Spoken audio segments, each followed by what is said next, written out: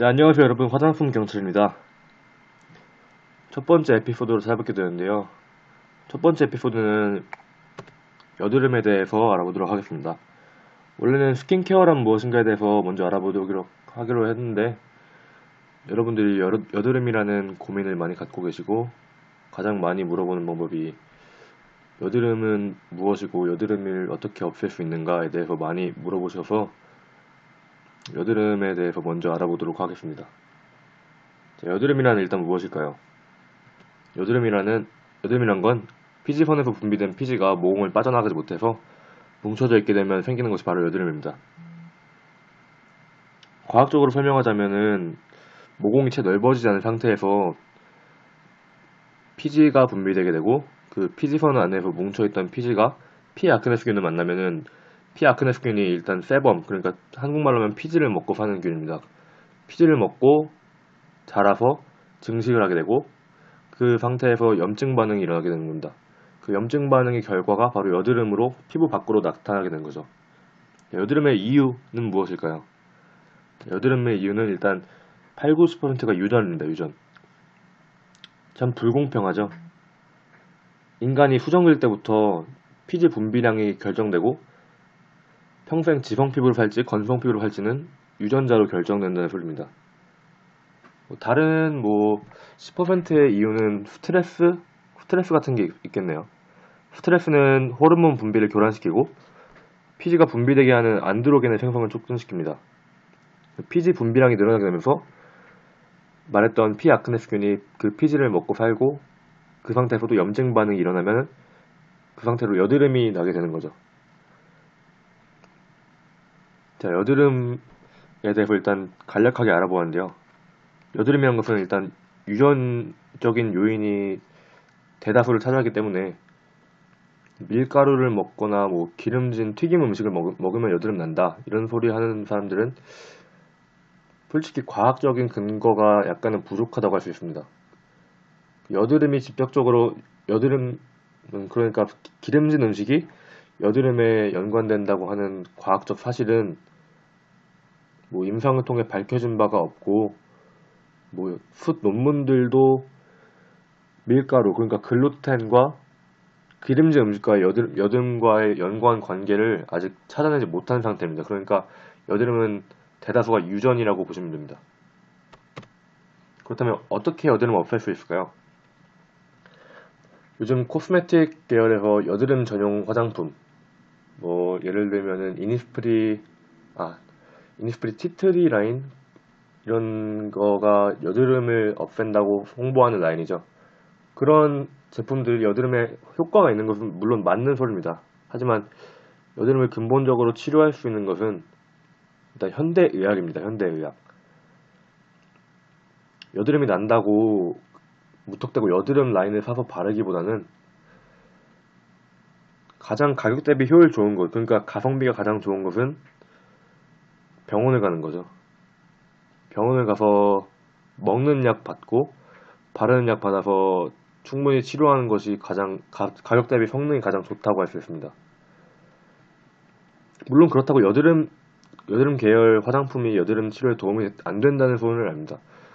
여드름 계열 화장품은 보통 알코올이 많이 함유된 토너나 피부 진정 성분을 함유한 보습제를 많이 그 라인에 갖추고 있는데, 알코올은 일단 피지를 녹이는 역할을 충분히 할 수 있고, 피부 진정 성분도 여드름이 난 후에 염증 반응에서 그 상태를 지나면 흉터가 남기 마련이죠. 흉터를 좀 옅게 해줄 수 있는 효과를 가지고 올 수는 있습니다. 충분히. 근데 한국에서는 일단 베타인 살리실레이트, 바하 화장품이라고 하는 것들은 외국과는 바하의 성분이 다르죠. 법적으로 그런 화장품 같은 경우에는 외국에서는 판매가 가능하지만 한국에서는 의약품으로 분류가 돼서, 예를 들어 벤조일 퍼옥사이드 같은 경우에는 우리나라에서 화장품은 못 넣죠. 하지만 외국에서는 아크네 ORG 같은 경우에는 벤조일 퍼옥사이드를 함유한 화장품이 꽤 나오고 있죠. 자, 여드름을 없앨 수 있는 방법에 대해서 방금 먹는 약과 바르는 약이 가성비가 가장 좋다고 말씀드렸는데, 자, 결국 약을 먹어야지 여드름은 치료가 됩니다. 바르는 약도 괜찮고요. 먹는 약의 뭐 예를 들면은 많이 들어보셨던 로아큐탄이랑 항생제가 있죠. 일단 로아큐탄은 근본적으로 피지 분비를 억제해주는 약입니다. 음, 그 함유된 성분으로 이소트레티노인이 아마 10mg 들어있을 텐데 피지 분비를 억제해주고, 그리고 흉터가 생기는 과정에서 염증 반응이 일어나면은 흉터가 생기는데, 일단 여드름이 피지를 먹고 사는 균이 증식이라서 생기는 거니까 피지가 없어지면 여드름균이 없어지고 결국 염증 반응도 일어나지 않게 돼서 흉터도 안 남게 되겠죠. 뭐 로아큐탄이 흉터 제거에 도움이 된다는 말은 아닙니다. 흉터가 안 생기는데 도움을 줄 수 있는 약은 일단 항생제가 되겠네요. 항생제가 있으면은 항생제 예를 들어 미노신 혹은 바이브라마이신 같은 경우를 처방해 주는데, 이런 약은 세균을 억제해 주기 때문에 과다 분비, 피지가 과다 분비돼서 화농성이 생기기 전에 균을 없애서 흉터가 남지 않게 해줄 수 있다, 이런 말을 드리고 싶습니다. 하지만 로아큐탄에는 큰 부작용이 있죠. 여성분 같은 경우에는 임신 중이거나 임신을 계획하고 있는 여성은 기형아 출산 가능성이 있으므로 복용을 해서 안 되고요.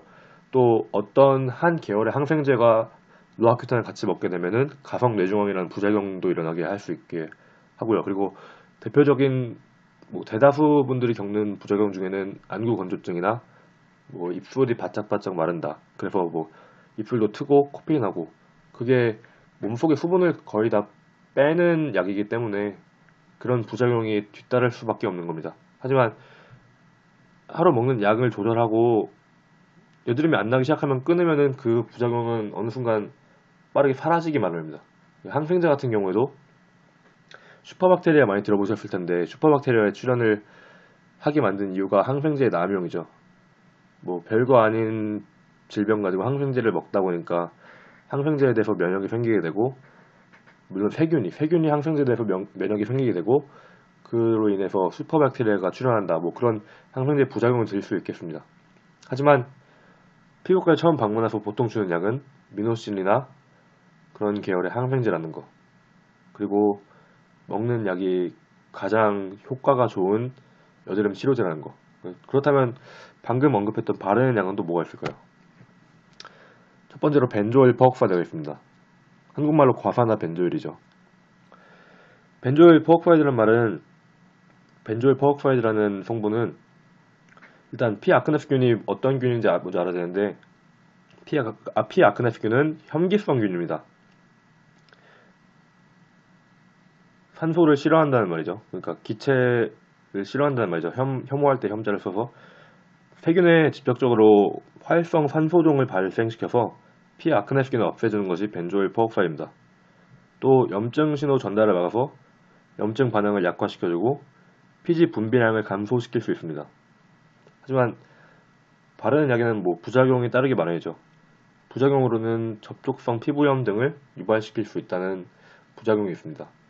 그리고 연고를 바른 자리를 햇빛을 쏘게 되면은 좀 따가울 수도 있어요. 그게 약간 피부염을 동반하는 부작용이기 때문에, 하지만 부작용을 감안하고 사용하게 된다면 여드름을 가장 짧은 기간에 없앨 수 있는 것은 벤조일 퍼옥사이드라고 할 수 있습니다.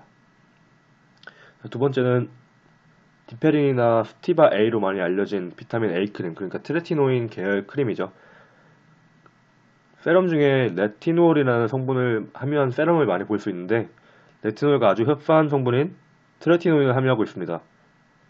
디페린은 아다펠렌이라는 성분을 함유하고 있고요.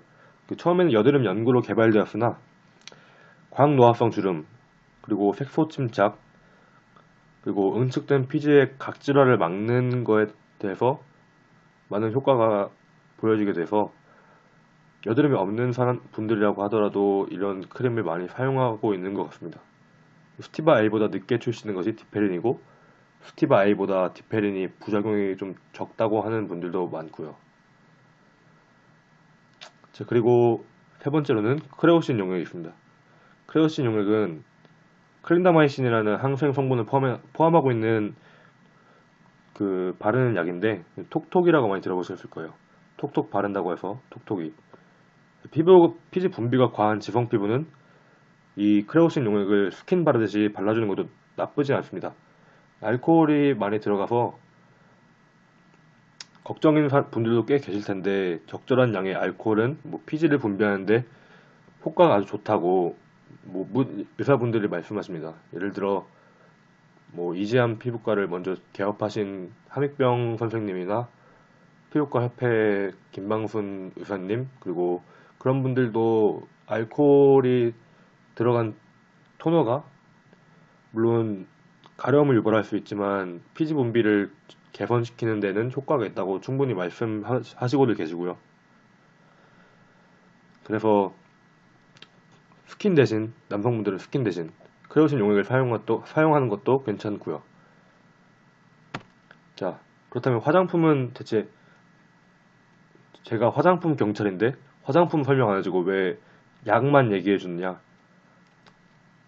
자, 화장품으로 여드름을 치료할 수 없느냐? 그런 질문을 이쯤에서 남기실 텐데, 결론부터 얘기하자면 먹고 바른 약이 80점짜리라면은 화장품으로는 약 한 10점 효과가 날까 말까입니다.